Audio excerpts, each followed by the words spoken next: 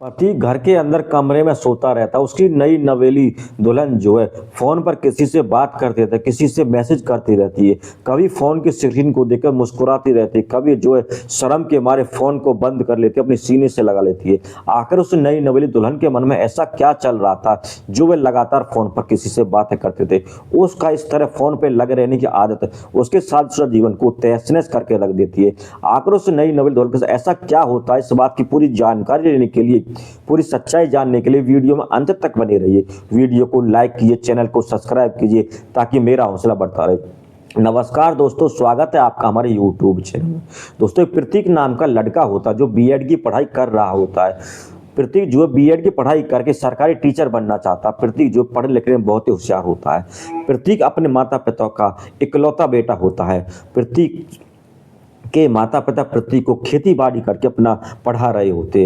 प्रतीक अपने माता पिता का बहुत ही आज्ञाकारी पुत्र होता है। एक दिन प्रतीक के जो माता पिता प्रतीक को अपने पास बुलाते और कहते, बेटा तू शादी के योग्य हो गया है, क्यों ना तेरी शादी कर जाए।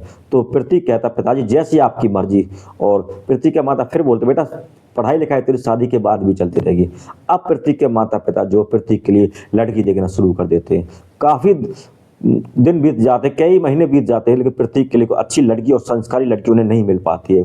फिर एक दिन प्रतीक के लिए पड़ोस के गांव से रिश्ता आता है और उस रिश्ते को प्रतीक के माता पिता ले लेते हैं और उसके बाद लड़की देखने के लिए पड़ोस के गांव में चले जाते हैं। लड़की भी उनको पसंद आ जाती है। जिस लड़की से प्रतीक की रिश्ता तय हुआ था उसका नाम ज्योति होता है। ज्योति का जो चाल चलन सही नहीं होता है, वो जो पड़ोस के किसी लड़के से प्रेम करती रहती है, लेकिन घर वालों के दबाव में आकर उस शादी को प्रतीक से करनी पड़ जाती है। अब प्रतीक और ज्योति की बड़ी धूमधाम से शादी हो जाती है। ज्योति जो दुल्हन बनकर प्रतीक के घर में आ जाती है। घर में आने के बाद वो तो लगातार उसका वही रवैया होता है, लगातार फोन पर किसी से बातें करती रहती है, मैसेज करती रहती है, घर के लोगों से भी बातचीत कम करती है। उसके इस रवैये को देखो उसके प्रतीक के माता पिता बोलते, बेटा तुम अभी चिंता मत करो, धैर्य रखो, तुम बहू जो है अभी नादान है, बच्चे धीरे धीरे सब समझ जाएगी, उस ससुराल के तौर तरीके सीख जाएगी। लेकिन जो ज्योति जो है 1 महीने शादी को हो जाते हैं, लेकिन ज्योति का वही हाल होता है। वो ज्योति जो है फोन पे लगी रहती है और मैसेज करती रहती है, किसी से घर के सदस्यों से बात भी बहुत कम करती है।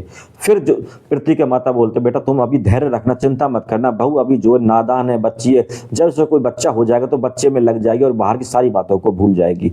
लेकिन जो ज्योति तो और मुंह तर हो जाती है। अब तो वह प्रतीक से और प्रतीक के माता पिता से लड़ाई झगड़ा शुरू कर देती है। जिस घर में शांति थी, कोई ऊंची आवाज से बात भी नहीं करता, अब उस घरों में लड़ाई झगड़े शुरू हो जाते हैं। एक दिन प्रतीक जो है बाथरूम में नहा रहा था, तो प्रतीक तो नहाते नहाते उससे अपने घर के अंदर से किसी के करहाने की आवाज आती है। प्रतीक जब नहा के बाथरूम से बाहर निकलता है और घर के आंगन में देखता है तो ज्योति जो पेट को पकड़े हुए आंगन में बैठी हुई थी और जोर जोर से करहा रही थी। प्रतीक के जो माता पिता होते वो पशुओं की देखभाल में लगे हुए थे। उसको पता नहीं था कि उनकी बहू करहा रही है। प्रतीक जो माता पिता के पास जाता और अपने माता पिता से कहता कि ज्योति को पेट में बहुत जोर से दर्द हो रहा है कि क्या करूं। तो प्रतीक के माता पिता बोलते, बेटा करना ही क्या है, तुम बहू को अस्पताल में दिखा के लाओ। अब प्रतीक जो अपनी पत्नी को मोटरसाइकिल बैठाता है और उसे दिखाने के लिए अस्पताल चला जाता है। वो मोटरसाइकिल में बैठते ही ज्योति जो फिर फोन पर किसी से बात करना शुरू कर देती है, किसी से मैसेज करने लगती है। रास्ते में जाती है, रास्ते में बाइक को रुकवाती है और प्रतीक से बोलते है कि मुझे बाथरूम आइए, मुझे बाथरूम जाना। अब प्रतीक जो है बाइक को सड़क किनारे लगा देता है और ज्योति जो है बाथरूम करने के लिए चली जाती है। तभी जो है तेज रफ्तार से गाड़ी आती है और गाड़ी जो है प्रतीक को टक्कर मार देती है और प्रतीक का वहीं गंभीर एक्सीडेंट हो जाता है। एक्सीडेंट को देखकर खेत में काम करने वाले मजदूर किसान भागकर सड़क पर आते हैं और इस शोर शराबे को देखकर ज्योति भी भागकर सड़क पर आ जाती है। ज्योति जो गांव वालों के और किसानों की मदद से प्रतीक को अस्पताल में भर्ती करा देती है। लेकिन ज्योति भी जो है प्रतीक को मारना चाहती है, एक्सीडेंट उसी ने कराया होता है। अब ज्योति जो अस्पताल में मौका देखकर प्रतीक की ऑक्सीजन नली को निकाल देती है और वहां से फरार हो जाती है। गांव के लोग जब गांव में आते हो प्रतीक के माता पिता से कहते हैं कि तुम्हारे बेटे का एक्सीडेंट हो गया, लेकिन तुम्हें चिंता की कोई बात नहीं है, तुम्हारे बेटे को अस्पताल में भर्ती करा दिया गया, तुम्हारी बहू जो है तुम्हारे बेटे के साथ वही अस्पताल में। अब माता पिता का कलेजा तो माता पिता का कलेजा होता है, उनका दिल तो जो बहुत ही मोम का होता है। दोनों माता पिता जो है भागे भागे प्रतीक के पास अस्पताल में जाते, वहां जाके देखते तो वहां पे कोई नहीं होता है। अब जब प्रतीक होश आ जाता है, प्रतीक ठीक हो जाता है, 2-3 दिन के बाद उसे छुट्टी मिल जाती है, तो प्रतीक के माता पिता बोलते, बेटा बहू कहाँ है, बहू तो है दिखाई नहीं दे रही। तो प्रतीक सोचे पड़ जाता है और उसे अंदेशा हो जाता है शायद ज्योति के साथ कोई घटना घट रही हो, अनहोनी हो गई है, जो ज्योति मेरे पास नहीं है। अब जो है प्रतीक जो है अपने सास ससुर से कहता है कि माँ बाबूजी क्या ज्योति आपके पास आई है? तो ज्योति के माता पिता भी मना कर दे, बेटा ज्योति हमारे पास नहीं, तुम्हारे पास ही होगी। अब जो है ज्योति उनके पास भी नहीं होती है। धीरे धीरे यूं ही समय बीत जाता। समय बीतने के साथ साथ जो है प्रतीक अपनी पत्नी को ढूंढता रहता है, लेकिन ज्योति उसे कहीं नहीं मिलती है। ज्योति तो है एक लड़के से प्रेम करती थी जिसका नाम संजय होता है, उसके साथ भाग जाती है। ज्योति ने संजय के साथ मंदिर में शादी कर ली थी। संजय और ज्योति दोनों हंसी खुशी रहने लगते हैं। अब जो है उधर जो है प्रतीक की नौकरी लग जाती है। प्रतीक सरकारी मास्टर बन जाता है। मास्टर बने उसकी नौकरी चलती रहती है, लेकिन वह अपनी पत्नी ज्योति के बारे में सोचता रहता है, उसे तलाश करता रहता है कि वो कहाँ में होगी, कैसी होगी। लेकिन ज्योति तो अपने प्रेमी संजय के साथ शादी करके बहुत खुश थी। धीरे धीरे समय बीतता है, टाइम चलता रहता है।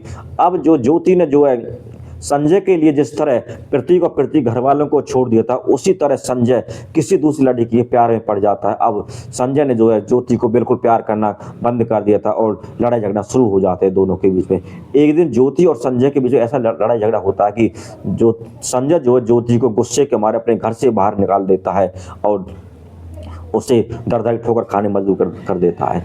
अब ज्योति जो है संजय ने ज्योति को घर से निकाल देता। ज्योति जो है बाहर निकल जाती है। अब अपने पेट भरने के लिए, जीवन को चलाने के लिए वह ठेकेदार के नीचे मजदूरी करने लगती है। चनाई पत्थर का काम करने से, ईंट पकड़ने का, गारे पकड़ने का काम करना शुरू कर देती है।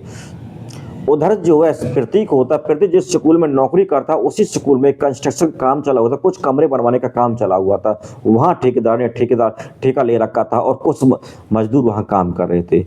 एक दिन जो है प्रतीक स्कूल में बच्चों को पढ़ाने के बाद कंस्ट्रक्शन काम का चक्कर मारने के लिए आता कि कैसा काम चला, देखने के लिए आ जाता है। वहाँ वह जब मजदूरों को देखता तो वह ज्योति को पहचान लेता। ज्योति भी जो है प्रतीक को पहचान लेती है। अब जो है प्रतीक जो है ज्योति को एक तरफ बुलाता है, ज्योति से पूछता है, ज्योति तुम यहाँ कैसे?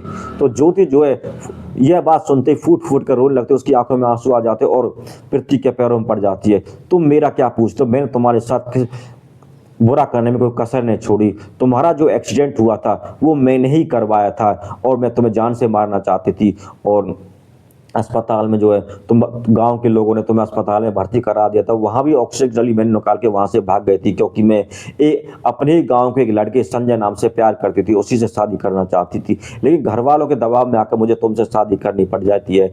अब जो है मैं तुम्हें मारकर, तुम्हें रास्ते से हटाकर संजय के साथ फिर से रहना चाहती थी। लेकिन जो संजय के साथ मैंने मंदिर में जाकर शादी की, लेकिन कुछ दिन के बाद संजय का दूसरी लड़की से चक्कर चल गया और उसने मुझे घर से बाहर निकाल दिया। अब इन सारी बातों को बताता है तो संजय प्रतीक को बहुत दुख होता है और जो ज्योति होती है फूट फूट कर रोने लगती है, उसके पैरों में पड़ जाती है। मुझे अब माफ़ कर दो, मुझसे गलती हो गई, आगे से ऐसा कुछ नहीं होगा, मैं बदल चुकी हूँ, मैं तुम्हारे घर को अच्छे से बसाऊंगी। लेकिन जो प्रतीक होता है माता पिता का बहुत ही आज्ञाकारी होता है। वह जो ज्योति को वहीं रोते बिलखते छोड़ जाता है और वहाँ से अपने घर आ जाता है। घर आने के बाद वह अपने माता पिता को सारी बातें बताता है और ज्योति के माता पिता को फ़ोन करके सारी बातें बताता था। अगले दिन ज्योति के माता पिता और प्रतीक के माता पिता दोनों मिलकर स्कूल में चले जाते हैं जहाँ जो है ज्योति काम करती थी। अब वहाँ जाकर देखते तो वहाँ ज्योति काम पर नहीं आई थी। ठेकेदार से पूछते हैं तो ठेकेदार कहता है कि शायद उसकी तबीयत खराब हो गई इसलिए काम पर नहीं आई है। फिर जो है ठेकेदार से ज्योति के घर का पता पूछा जाता है। ठेकेदार ज्योति के घर का पता बता देता है। प्रतीक के माता पिता, ज्योति के माता पिता, प्रतीक चार और पाँच जने ठेकेदार द्वारा बताए हुए पते पर जो ज्योति के घर में चले जाते हैं जहाँ ज्योति रह रही थी। ज्योति एक गंदी सी झुग्गी में रहती थी, वहाँ पर एक चारपाई बिछी हुई थी, वहाँ पर लेटी हुई थी और प्रतीक और ज्योति का जो फोटो दीवार पर लगा होता उसे देखकर आंखों में आंसू आ रखे थे। जब वह घर के अंदर आते हुए अपने माता पिता और अपने सास ससुर को देखती है तो उन्हें देखकर वह फूट फूट कर रोने लगती है और भागकर उनके पैरों में गिर जाती है और उनसे माफ़ी मांगती है कि पिताजी मुझे माफ़ कर दिया। और अपने सास ससुर से भी माफ़ी मांगती है, माँ बाबूजी मुझे माफ़ कर दीजिए, मेरे से बहुत बड़ी गलती हो गई जो मैं प्रतीक जैसे सीधे साधे पति को छोड़कर अपने प्रेमी संजय के साथ भाग गई। मुझे माफ़ कर दिया, आगे से कुछ ऐसा नहीं होगा। लेकिन जो है प्रतीक के माता पिता होते वो बहुत ही नरम स्वभाव के, तो वो कहते बेटा तुम इसे माफ़ कर दो, बहू जो गलती हो गई सो हो गई, अब तुम इसे माफ़ कर दो, अपना घर बसाओ, उसे घर ले चलो। अब जो है प्रतीक अपने माता पिता के कहने पर जो ज्योति को जो है अपना लेता है, उसे अपने घर लेकर चलता है। अब शादीशुदा जिंदगी वो अच्छे से बिताने लगते हैं। ज्योति जो अच्छे से उसी घर में रहने लगती है और इस कहानी से मैं आपको यही बताना चाहता हूँ कि शादी, लड़का हो या लड़की, दोनों की शादी हो जाने के बाद, शादी से पहले उनका कोई भी अतीत रहा हो, शादी के बाद उन्हें अपने अतीत को भूल जाना चाहिए और आगे अपने भविष्य को बनाना चाहिए। यही मेरी आपसे